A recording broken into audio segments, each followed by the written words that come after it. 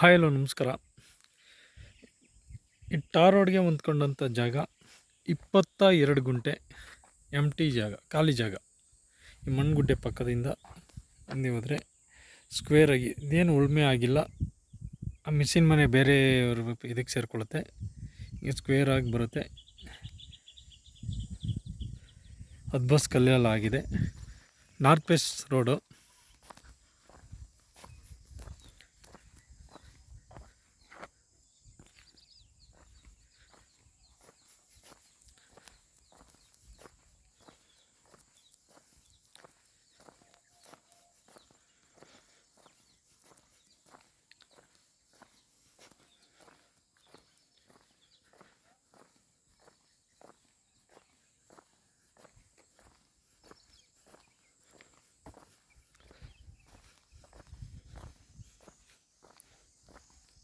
ಇಲ್ಲಿವರೆಗೂ ಬರುತ್ತೆ.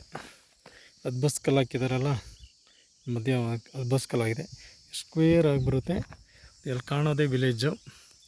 Bangalore Mysore highway just 4 kilometre. Channapatna registered, general property, clear document. ಅಕ್ಕಪಕ್ಕ ಎಲ್ಲ ವ್ಯವಸಾಯ ಮಾಡ್ತಾಯಿದ್ದಾರೆ. 22 ಗುಂಟೆ ಜಾಗ, ಖಾಲಿ ಜಾಗ.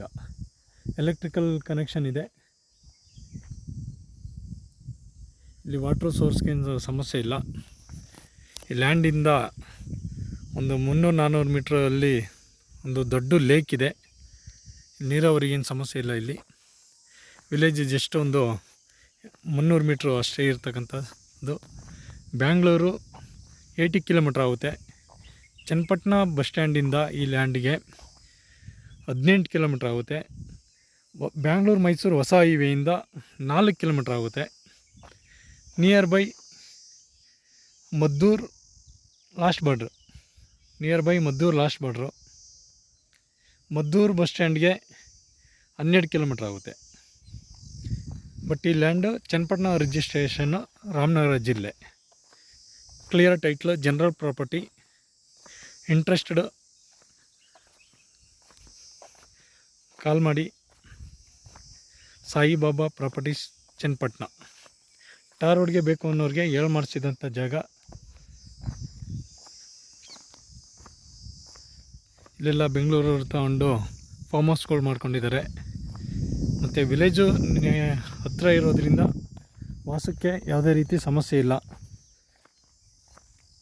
ಫರ್ ಗುಂಟೆ 2.5 ಲಕ್ಷ ಹೇಳ್ತಾಯಿದ್ದಾರೆ, negotiable. General property, north west road.